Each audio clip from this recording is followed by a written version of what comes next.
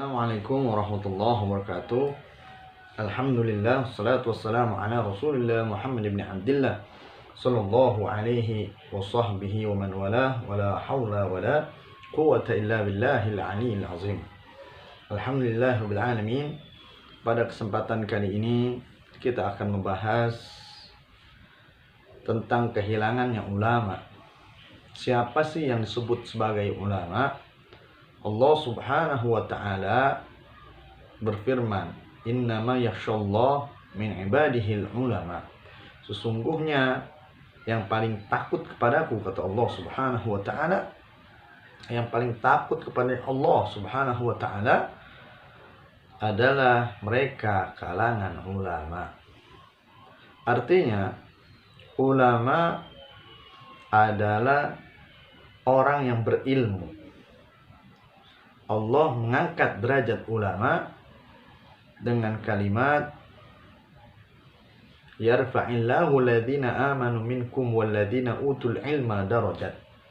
Allah mengangkat beberapa derajat di antara kalian, yakni orang-orang beriman dan orang-orang berilmu. Allah angkat beberapa derajat. Ada orang beriman tetapi tidak berilmu, ada orang beriman dan berilmu, maka Allah angkat derajat orang tersebut. Siapa mereka?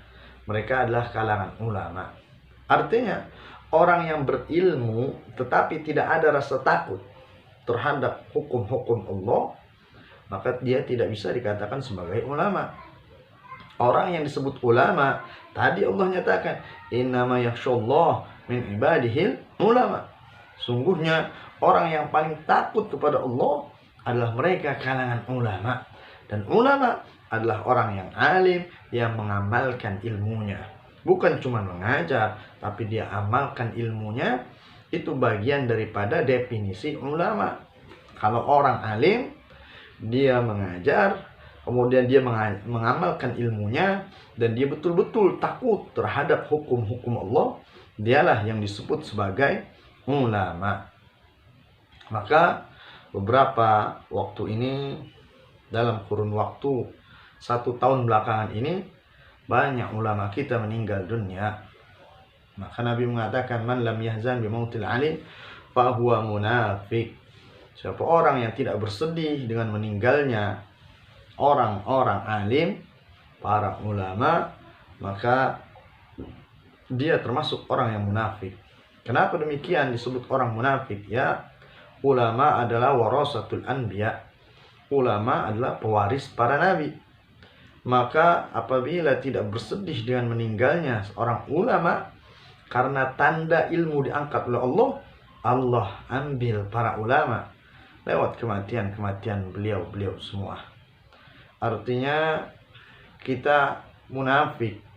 Satu sisi kita butuh ulama, tapi satu sisi tidak bersedih dengan meninggalnya ulama.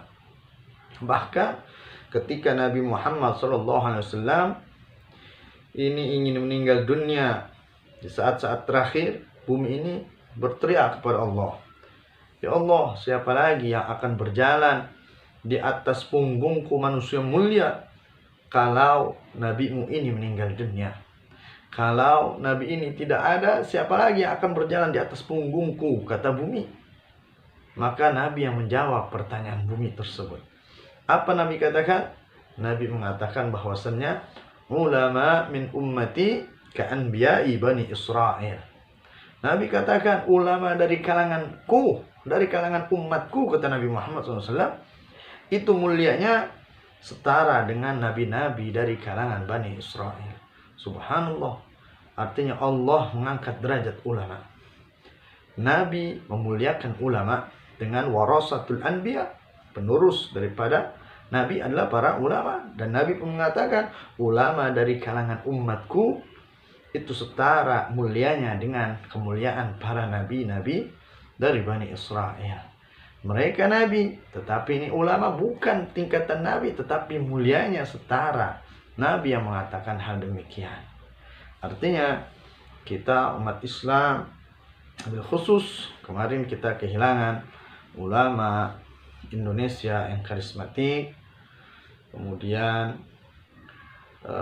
meninggal. Kita secara mendadak dan ini menjadikan kesedihan yang mendalam. Nah, maka wajarlah kalau Nabi mengatakan man lam yahzan bi mautil alim fa huwa munafiq. Siapa orang yang tidak bersedih atas meninggalnya orang alim, fa huwa munafiq. Ya, kemarin Buya Uci meninggal dunia, dan ini menjadikan kesedihan yang mendalam untuk seluruh umat Islam di Indonesia, bil khusus warga Banten, dan bil khusus para pecinta ulama-ulama yang istiqamah. Tetapi ada satu yang ingin Al-Fakir sampaikan. Ada meninggalnya ulama ini menjadi satu kesedihan. Kenapa demikian?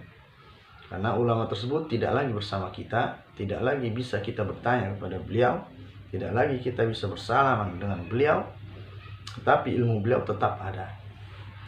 Tapi yang Al-Bagir sampaikan ini pun menyedihkan. Artinya apa? Ulama ada yang masih hidup, tetapi kita tidak bisa bersalaman dengan dia. Kita tidak bisa menyampaikan keluhan kita kepada beliau. Kita tidak bisa menatap wajah beliau secara langsung. Kita tidak bisa bertanya secara langsung.